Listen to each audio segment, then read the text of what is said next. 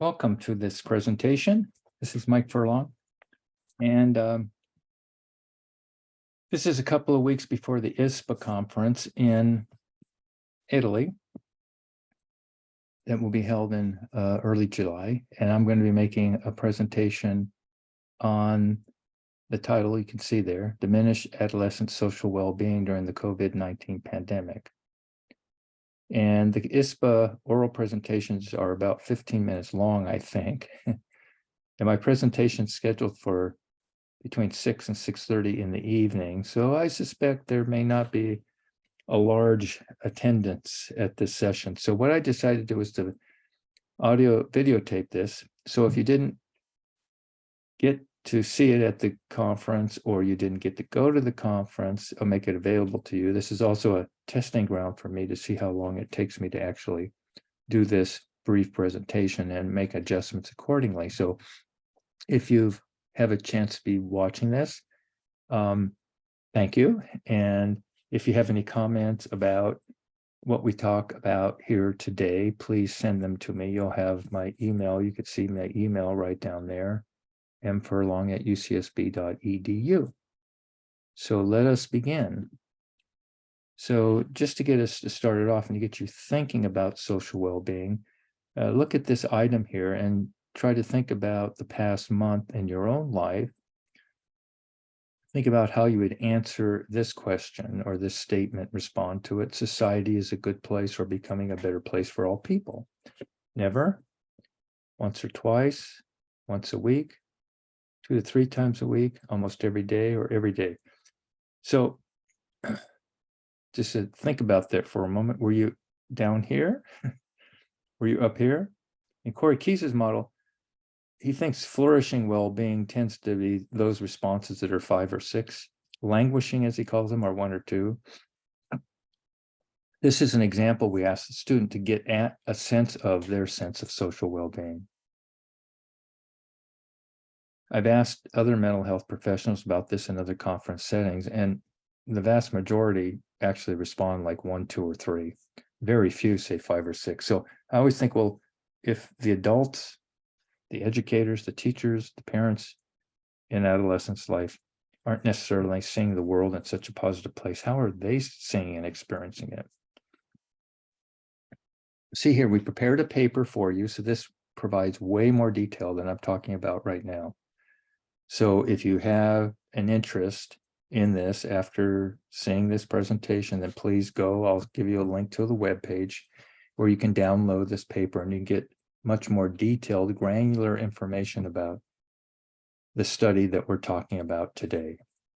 In the United States, at least, there is such a debate over wearing masks at school. Many parents would go to school board members' meetings and they would say to them, putting masks on kids is child abuse.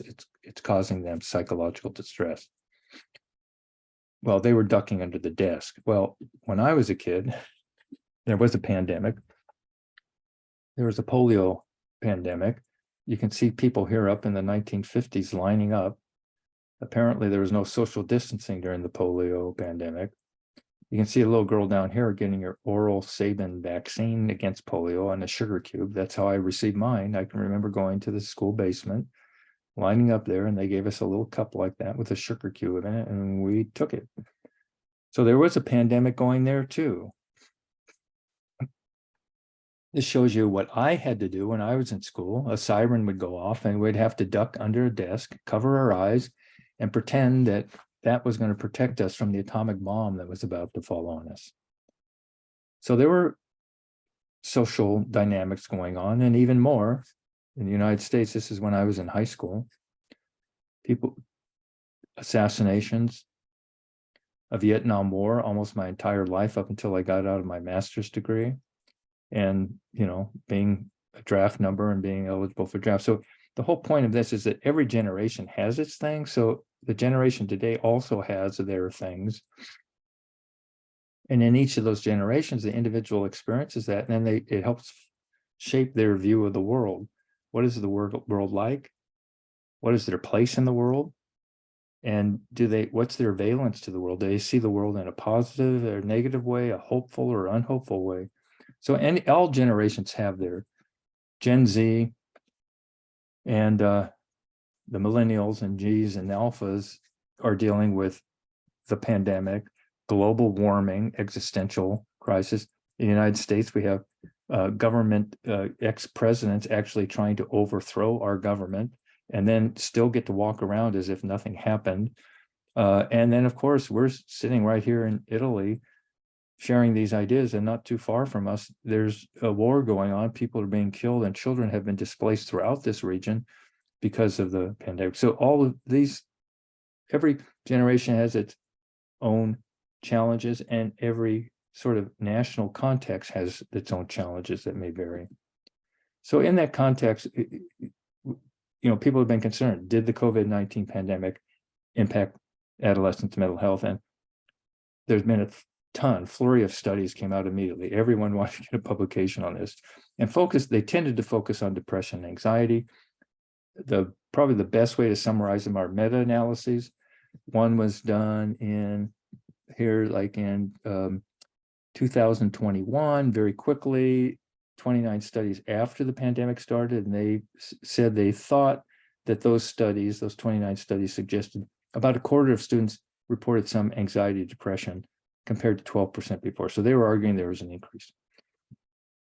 Madigan et al. Just did another meta-analysis of 53 studies with a large sample of students that followed 2 time points from before the pandemic into just 2020, most of them. So they were sort of the short-term impact.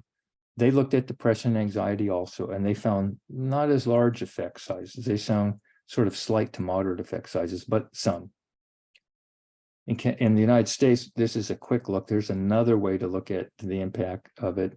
This is the overdose deaths among adolescents in the US, and you could see that increase during the pandemic. So there's another indicator of the stress that students might be under. In California, our state legislature has allocated $4.5 billion in 0 to age 25 mental health services since this. So people see this as a problem and they want to respond to it. Most of the time, they've been focusing on students' depression and anxiety, their emotional responses, and not so much on their social well-being responses. So that was what we wanted to sort of ask the questions.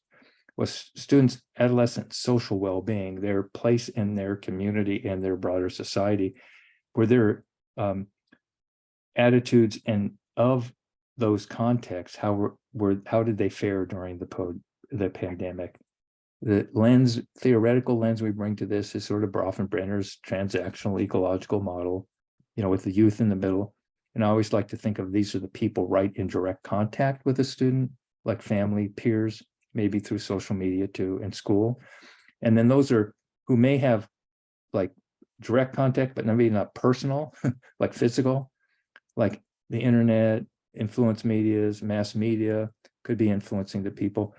Then you get out to, school boards, state governmental agencies, regional governmental agencies, pan-European governmental agencies. Then you have the World Health Organization. So you have all these agencies then we're starting to impact based upon some event that happened in Southeast Asia, which is sort of like a butterfly effect. Butterfly in the Amazon flaps its wings and it causes a hurricane to strike the Bermuda Island. That type of relationship, some event in Southeast Asia happened and it sent ripples throughout the world and actually influenced everybody and influenced every governmental agencies. And then the policies and practices of those entities try to put in place filtered down to individual students in a school and had an impact. How did young people process all that? One way to think about that is we borrowed on Corey Keyes' mental health continuum short form. Corey Keyes worked with Carol Reff. Their well-being model includes emotional, social, and psychological components. The social is Corey Keyes' focus of interest. This is an example of an item from there. These are the actual items that are in the short form of the mental health continuum. Corey Keyes has a larger social well-being model that includes the components of social integration, social acceptance, social contribution, social coherence and interest, and actualization and growth.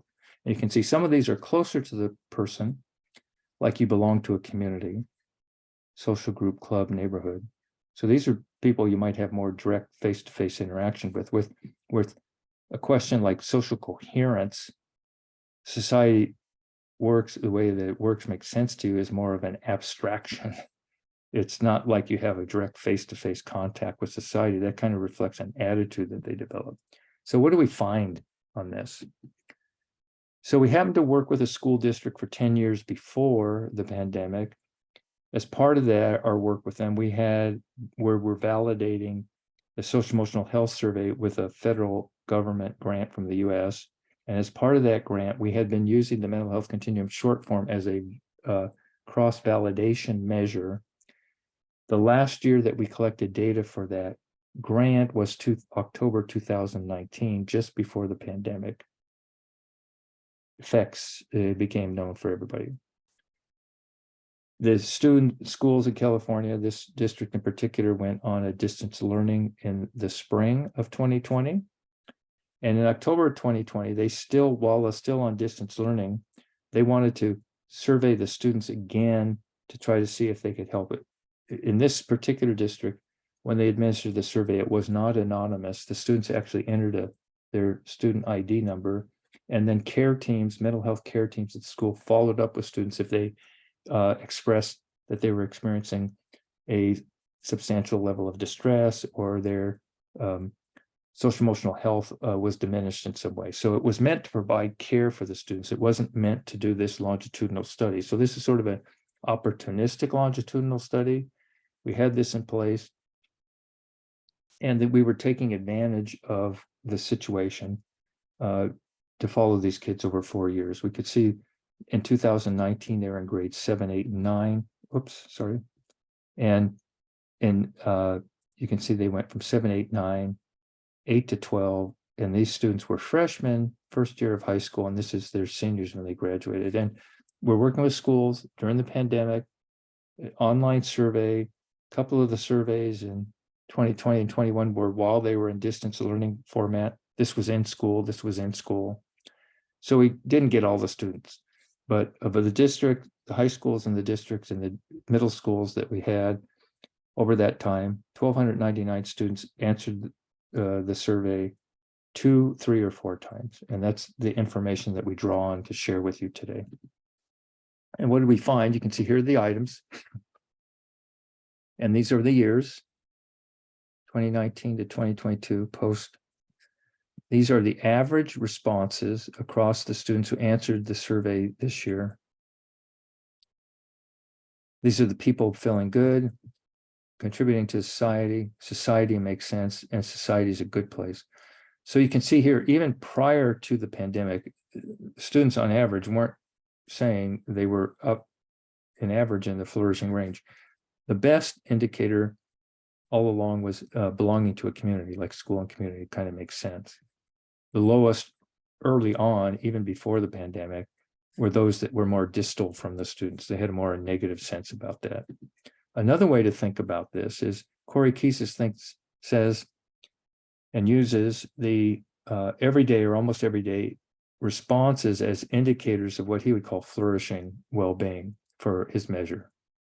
That's to be discussed in another topic, but another presentation. But you can count those and say, well, if students answered the way, that's kind of a good thing. So what percentage of the students in each of these years answered the belonging question almost every day or every day? And you can see it was 64% in 2019. So prior to the pandemic, 2 out of 3 students said every day or almost every day, they felt like they belonged to a community. Good thing, good protective factor for them.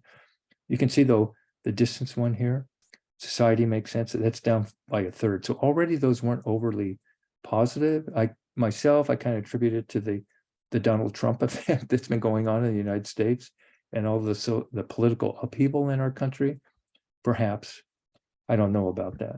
But you can see here, the students really dropped in terms of their sense of contributing to their society. So there's a sign that yes, it decreased. Another way to look at this is to count each year. You have 5 questions, right? And then you could count each year, well, how many of those 5 questions each year did the students answer almost every day or every day. A really flourishing student would answer all 5 almost every day or every day if their social well-being was absolutely the highest. If it was absolutely the poorest, they might answer none of the questions in that way. So this is what we did for 2019. You can see the percentage of students who answered 0 or 1, low, mid, or high. So the pink here is 4 to 5, flourishing well-being. So even prior to the COVID-19, there's a good group of students who were not responding in a way that looks like flourishing. But again, showing this increase, but it suggests that social well-being decreased. It really jumped up. It went from 42 to actually 2/3 of students actually reporting that 0 or 1 of those social well-being items did they answer almost every day or every day. So not a positive indicator. Another way to look at this is you could look at latent profiles. So we did a latent profile analysis, and this looks at the responses to the 5 items, the total score. So the mean across the 5 items, 2019, 20, 21, and 22. So what's that pattern look like? Can you see different common patterns? And so latent profile analysis looks for common patterns, and it found what we think we could argue are 5 interpretable patterns. That makes sense. A stable low pattern where students started low and stayed low throughout the 4 time periods, observations, and a stable high. They started high and they generally stayed high over the 4 observations. And you can see that's 54% of the students. The other students fell into what we think are the types of patterns you might anticipate, seem logical. There was a group that was, we'll start with this, recovering. So they started high, dipped down substantially, but then returned to the 2019 levels. So they sort of bounced back and showed that resilience. But there was another group, even more, 1 out of 5 students who were started high, but then succumbed and stayed quite low on their social well-being when they got to 2022. And there's this other groups of students who were more in the middle to begin with, and they kind of just wandered around in the middle, sort of using Corey Keyes' term, languishing there. This shows the profiles themselves as they would come from the latent profile analysis from pre-COVID to post-conviction. So the stable low were way down here, like one or twice a month, generally as their average. The stable high, they were up like almost every day, and they dipped down a little bit, stayed a little bit low, but they didn't drop dramatically. The other about half of the students kind of fell in between. This group here, this is the languishing, they just sort of started kind of in the middle, kind of went down and up and down. So they're still kind of just staying there. And then you have the other 2 groups of students who were up pretty high, positive in 2019, but they dipped down. This one stayed down. They both were quite low in 2021, but how about those students went all the way back up to be right where they were almost at the beginning. The other students dropped down, and we see them as succumbing. So that's kind of the patterns. And then you kind of want to take a look, well, do those patterns predict? Since they're patterns from the 4 time periods, we could use it to actually predict mental health indicators in 2022. And this bar chart kind of shows you that. 2022 here, that's the stable high, recovering. So their psychological well-being average score from the mental health continuum short form. This is 6 other items from the mental health continuum that looked at sort of internal psychological strengths for the person. These are very positive. So these students said that they felt these positive things about themselves almost every day on average. It dips down for those that were in the succumbing group. And you can see those that were stable low and languishing had reported positive psychological well-being much less. So there was a relationship between students reporting poor social well-being and also poor mental health indicators. School belonging index, here's an index, an optimism index. You can see that the students who were in the stable high and high recovering. Maybe there's some indicator, some resilience index for these students, the recovering who bounce back. And you can see from psychological distress, the students who were in the stable, low, and languishing reported the most frequent past month emotional distress. So the implications or takeaways from this, we think, among others, one, that the social well-being was not optimal even before COVID-19 began. The distal social well-being items that reflected more distance from the person's sort of personal space, the larger society, governmental agencies and whatnot, diminished the most. Generally, it looks like about 40% of the students had diminished global well-being, social well-being during this time period. Lower social well-being predicted poorer mental health. The languishing and some coming groups in the latent profile analysis, this is sort of a limitation. They do not differentiate that well from others. There wasn't an optimal LPA fit statistics from this. So you notice there we used the gerund form, the ing here, to kind of reflect that is this still an unfolding process? In other words, we captured 4 time points with the students, but are they done dealing with COVID? I don't think so. Are they done dealing with the psychological and social impacts it may have had on them? Probably not. The other concern is if they're not yet evolving and maybe bouncing back, the concern that how many of these students might be developing sort of lifelong jaded negative attitudes towards their broader social systems isn't a positive indicator for themselves or for their societies. We're interested in exploring a related term called mattering. I can't talk about it here that much, but Flett has taken a look at this, where this is actually the mattering is, do you think you matter to people? So for young people, it's kind of related to that question. Do you feel like you're making a contribution to society? Do you feel valued? And we think that this perspective, we'd like to explore this more because that might provide us an insight of how to help boost students' social well-being when it may have been negatively impacted during the pandemic. If you look, there's the item that was strongest was building a sense of community, which has that direct link. And the other part of that was diminished was making a connection or contribution. So 2 things we can do. We can't necessarily change governmental agencies to be more progressive and supportive of people, but we can help students feel more connected to their community and have their communities create structures that communicate to students that they're cared and valued. And that is related to the stuff from the mattering thing, which means that they're seen, they're visible, they have a sense of contributing, and they feel valued.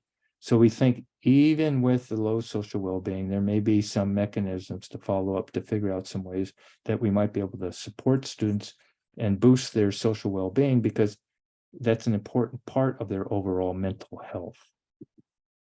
So thank you for visiting with me right now. And you can see here's a QR code that you can go to that website. And on that website, under the presentations, I posted all of this information on the talk, this video. There's a full manuscript of the paper that I described here. And if you had any interest, this is the other presentation that I made at ISPA. Thank you for viewing this video. And if you have any questions, feel free to contact me at mfurlong@ucsb.edu. Have a good evening. Good night.